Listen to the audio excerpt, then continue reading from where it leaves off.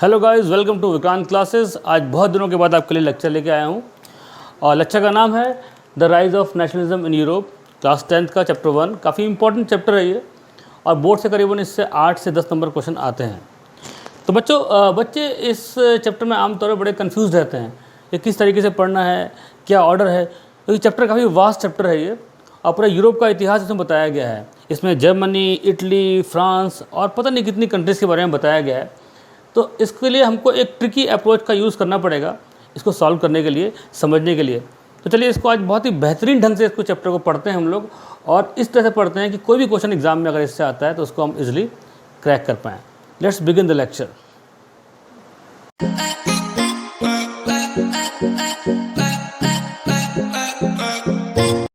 तो चलिए भाई शुरू करते हैं इस लेक्चर को काफ़ी डिफरेंट स्टाइल से। देखिए आज का जो लेक्चर हमारा है ये सिर्फ इंट्रोडक्शन इस चैप्टर का है। हम बताएंगे इस चैप्टर में किस तरीके से पढ़ना है आपको और किस तरीके से किस ऑर्डर में इसको पढ़ना है। तो देखिए बच्चों, कोई भी चैप्टर आप हिस्ट्री का पढ़ने की कोशिश कर रहे हैं तो उसको एक टाइमलाइन के अंतर्गत पढ़िए। ये चैप्टर जो आपका यूरोप का है इसमें आपको कई कंट्रियों का इतिहास बताया गया है।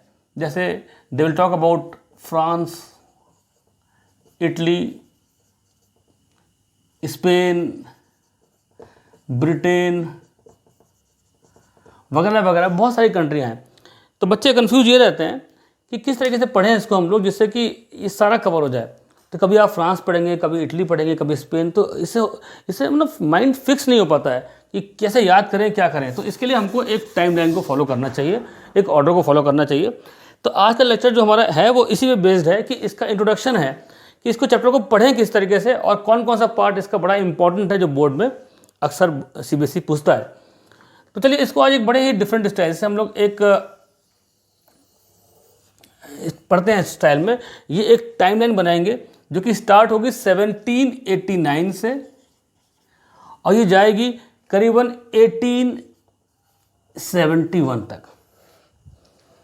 तो बच्चों ये जो टाइमलाइन है इसके थ्रू आप ये समझ सकते हैं कि इसको किस ऑर्डर में पढ़ना है, पहले क्या पढ़ना है, उसके बाद क्या पढ़ना है।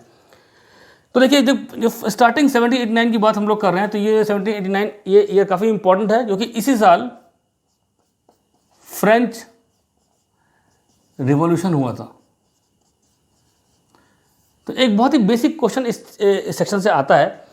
वो क्वेश्चन ये है कि भाई जो फ्रेंच रिवॉल्यूशन है उससे क्या changes brought by revolutionary government. काफ़ी ये इंपॉर्टेंट क्वेश्चन है और सीबीएसई का काफ़ी फेवरेट क्वेश्चन है भाई ये। इसकी रेटिंग जो है वो 5 नंबर की होगी मेरी तरफ से।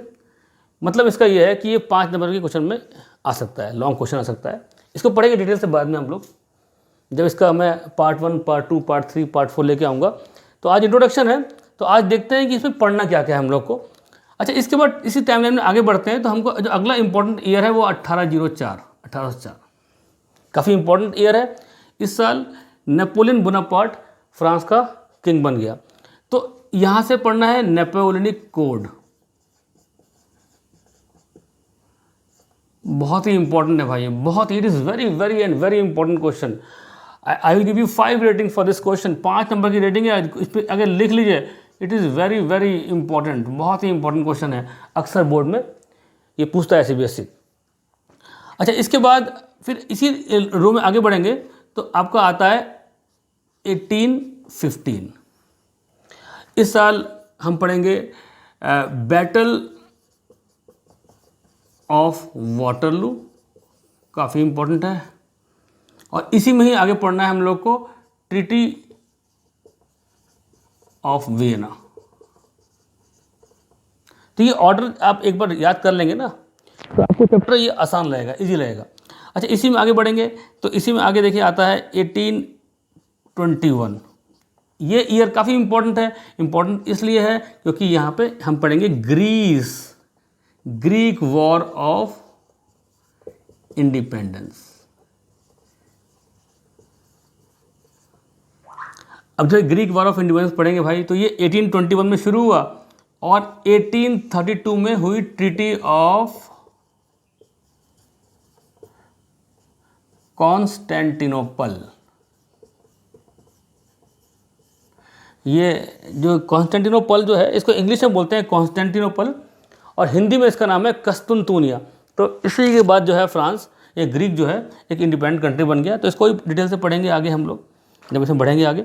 अच्छा, इसके बाद 1821 के बाद अगला इंपॉर्टेंट ईयर जो आता है वो आता है 1830 से लेकर 1848 का पीरियड। ये पीरियड जो है इसको हम जानते हैं years of hardship, years of hardship in Europe. यानी यूरोप में लोग बड़ा परेशान थे भाई, जॉब नहीं है, फूड शॉर्टेज है, खाने की समस्या है, मतलब गरीबी हर तरफ फैल गई है। तो क्या उसके कारण है, इसको हम डिटेल से पढ़ेंगे आगे लेक्चर्स में। अच्छा, इसके बाद जो अगला सेक्शन पढ़ना है हम लोग को, देखिए देखिए हम ऑर्डर में बढ़ रहे हैं।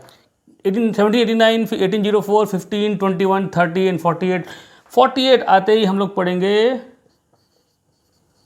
Frankfurt parliament. बहुत ही इंपॉर्टेंट है भाई, फ्रैंकफर्ट पार्लियामेंट। तो ये काफ़ी इंपॉर्टेंट है, इसके लिए अलग से लेक्चर बनाऊंगा फ्रैंकफर्ट पार्लियामेंट के लिए मैं। और 1848 के फ्रैंकफर्ट के पार्लियामेंट के बाद हम पढ़ेंगे 1871। इसका संबंध है यूनिफिकेशन ऑफ जर्मनी। देखिए, ये फ्रैंकफर्ट पार्लियामेंट है और जो आपका यूनिफिकेशन ऑफ जर्मनी, इन दोनों का संबंध है जर्मनी के साथ। तो मैंने इसलिए इसको एक साथ लिख दिया है। इसके बाद अगला इंपॉर्टेंट ईयर जो हम पढ़ने जा रहे हैं वो है 1861। तो आप सोच रहे होंगे कि 1861 बाद में आया, 1871 पहले आ गया। तो इसको मैंने इसलिए लिखा हुआ है क्योंकि ये फ्रैंकफर्ट और यूनिफिकेशन ऑफ जर्मनी, इन दोनों का ही संबंध जर्मनी के साथ है। तो इसको एक साथ पढ़ेंगे हम लोग। और फिर 1861 आता है, इसका संबंध है यूनिफिकेशन ऑफ इटली। अभी कैसे यूनिफाइड हुआ इटली का, क्या इसके पीछे कारण था कि इटली के 7 पार्ट थे, 7 कंट्री में इसको डिवाइड कर रखा था। नॉर्थ में कोई और था, साउथ में कोई और था, सेंटर में कोई और था। तो इसको हम डिटेल से पढ़ेंगे बाद में, घबराने की जरूरत बिल्कुल नहीं है। अभी इस लेक्चर को आप पढ़ लेंगे ना, समझ लेंगे अच्छी तरीके से, तो उसके बाद फिर ये आपके लिए काफ़ी ईजी चैप्टर बन जाएगा। तो इसके बाद जो अगला चैप्टर, अगला सेक्शन पढ़ना है हम लोग को वो है ब्रिटेन। ब्रिटेन का इतिहास है भाई, ये किस तरह ब्रिटेन कन्वर्ट हुआ यूके में। यूके का मतलब क्या है, यूके उत्तराखंड नहीं है, ये है यूनाइटेड किंगडम, ठीक है। और फाइनली 1871 में पहुंच जाएंगे हम लोग, ये है बल्कान्स इशू। तो भाई देखिए, चैप्टर पूरा कवर हो गया। 1789 में शुरू किया था और 1871 तक पहुंच गया।